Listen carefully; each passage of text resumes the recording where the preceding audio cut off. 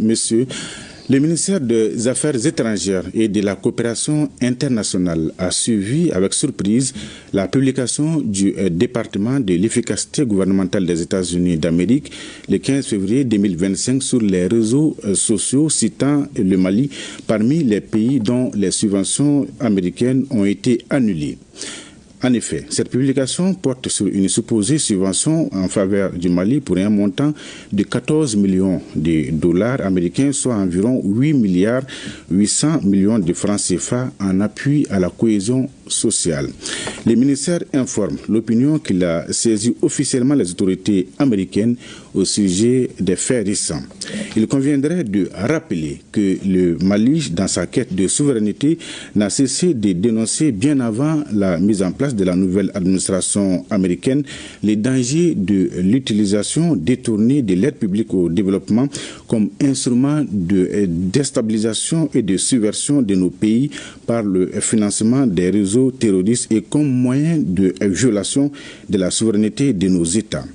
À cet égard, en droite ligne de la vision du président de la transition, chef de l'État, traduit en principe constitutionnel de gouvernance de l'action publique, le Mali a inscrit l'ensemble de ses relations de coopération dans le cadre du respect de la souveraineté de l'État, des choix des souverains du peuple malien et de la défense de ses intérêts. C'est à ce titre que le gouvernement du Mali s'est depuis 2 ans réservé de signer l'accord quinquennal de subvention d'objectifs de développement avec les États-Unis concernant le financement des projets de l'Agence américaine pour le développement international USAID et a ajourné la mise en œuvre de certaines activités, y compris celles relatives à la cohésion sociale, à condition de respecter la souveraineté du Mali, les priorités et les procédures d'exécution nationale en la matière.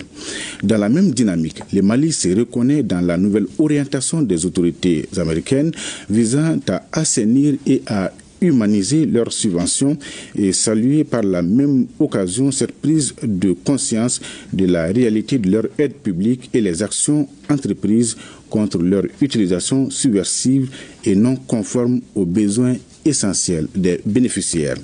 En outre, les ministères invitent les autorités américaines à engager des poursuites judiciaires contre les personnes qui ont détourné les dits fonds pour financer le terrorisme international dont le Mali et les autres pays de la Confédération AES sont victimes.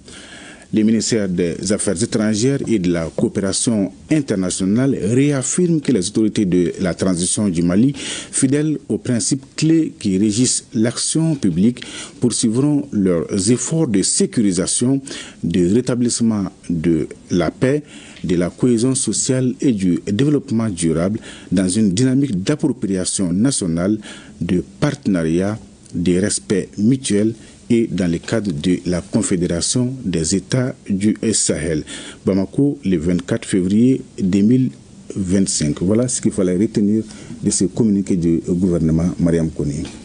Merci beaucoup.